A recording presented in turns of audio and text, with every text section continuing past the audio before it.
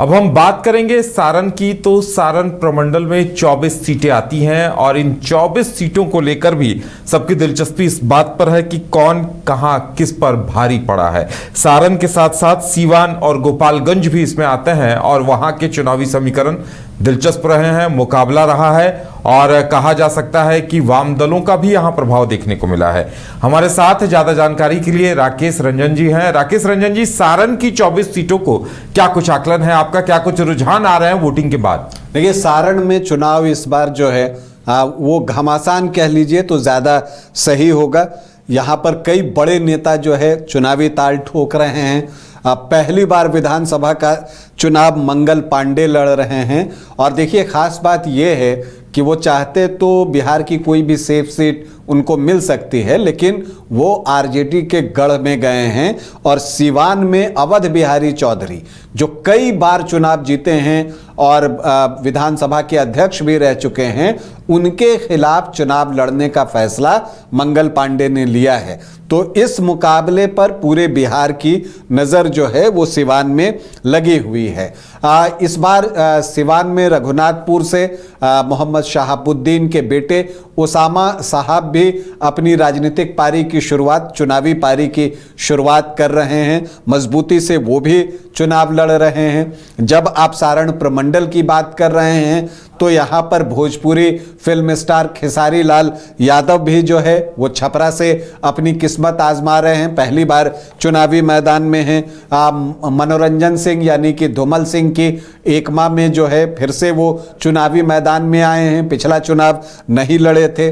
प्रभुनाथ सिंह के बेटे रणधीर सिंह और उनके भाई केदारनाथ सिंह भी चुनावी मैदान में हैं। अमनौर से कृष्ण कुमार मंटू जो कि मंत्री हैं वो भी चुनाव लड़ रहे हैं। तो कई बड़े नेता जो हैं सारण प्रमंडल से चुनावी किस्मत आजमाते हुए आपको दिख रहे हैं। अमरेंद्र पांडे हैं, मिथिलेश तिवारी हैं, तो कई बड़े नेता जो है आपको सारण प्रमंडल से चुनाव लड़ते हुए नजर आएंगे। तो हम अगर देखें कि स्थिति क्या है तो गोपालगंज से हम शुरुआत करते हैं। गोपालगंज में 6 सीट है विधानसभा की। पिछली बार क्या स्थिति थी 2020 में? एनडीए को 4 सीट मिली थी और महागठबंधन को 2 सीट मिली थी, ये स्थिति थी। इस बार क्या हो सकता है तो देखिए, इस बार जो दिख रही है चीजें उसमें दिख रहा है कि एनडीए यहां क्लीन स्वीप कर सकती है, मतलब कि 6 की 6 सीटें जो हैं एनडीए यहां पर चुनावी मैदान में फतह हासिल कर सकता है। और इसके पीछे वजह भी दिखती है, जैसे अमरेंद्र कुमार पांडे की सीट है कुचायकोट की, बिल्कुल सेफ सीट लगती है। हथुआ में बदलाव जो है वो दिख रहा है इस बार कि राम सेवक सिंह फिर से जो है बाजी मार सकते हैं, लेकिन कुछ सीटों पर बहुत टाइट फाइट है। अब अगर वहां परिणाम बदल जाए तो ये क्लीन स्वीप नहीं रहेगा। जैसे कि बैकुंठपुर में और बरौली में ऐसे वो सेफ सीट है। हालांकि बैकुंठपुर में प्रेम शंकर प्रसाद आरजेडी के विधायक है, लेकिन पिछली बार जो हार हुई थी मिथिलेश तिवारी की वो इसलिए हुई थी कि वहां से मंजीत सिंह जो है वो भी निर्दलीय चुनाव लड़ रहे थे और वो ठीक ठाक वोट लेकर आ गए थे, तो इस वजह से मिथिलेश तिवारी को हार का सामना करना पड़ा था। अब इस बार दोनों को अलग अलग किया गया है। ये यहां से बैकुंठपुर से मिथिलेश तिवारी हैं, तो बरौली जो कि बीजेपी की जीती हुई सीट थी वहां पर जो है मंजीत कुमार सिंह को चुनावी मैदान में उतारा गया है। तो अगर वोट जो पारंपरिक रूप से पड़ता है वैसा पड़ा तो दोनों में से किसी को परेशानी नहीं होगी, आराम से जीत जाएंगे।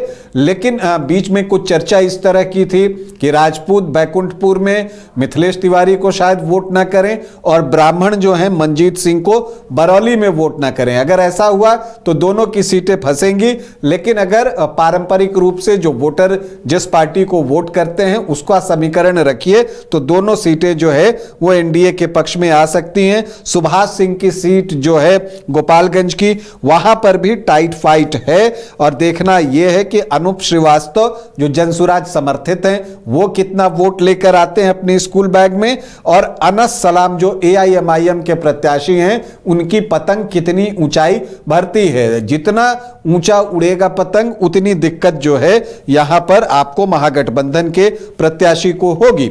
तो इसीलिए एनडीए को जो लग रहा है कि गोपालगंज में जो फीडबैक और रिपोर्टर्स फीडबैक और ग्राउंड रिपोर्ट है अपने पास, उसके अनुसार एनडीए क्लीन स्वीप कर सकता है। सिवान में अगर देखें तो पिछली बार एनडीए को 2 और महागठबंधन को 6 सीटें मिली थी।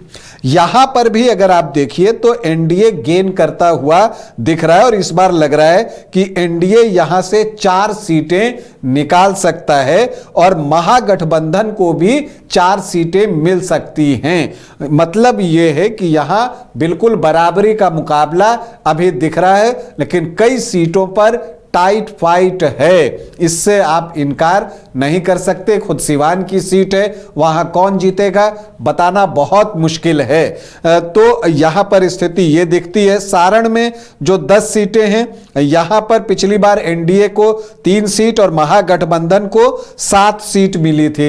इस बार वही चीज रिपीट होता हुआ दिख रहा है कि एनडीए को 3 और महागठबंधन को एक बार फिर से 7 सीट मिल सकती है। हालांकि कई सीटों पर यहां भी कड़ा मुकाबला है और हार जीत का मार्जिन बहुत ज्यादा नहीं होने वाला है, और अगर थोड़ा भी वोट में स्विंग आता है इधर से उधर तो परिणाम जो है 2% के स्विंग पर परिणाम बदल सकता है। फिलहाल 2020 में एनडीए को यहां 9 सीट मिली थी सारण प्रमंडल में, और 15 सीट जो है वो महागठबंधन को गया था। लेकिन इस बार यहां पर तस्वीर थोड़ी बदली हुई नजर आती है।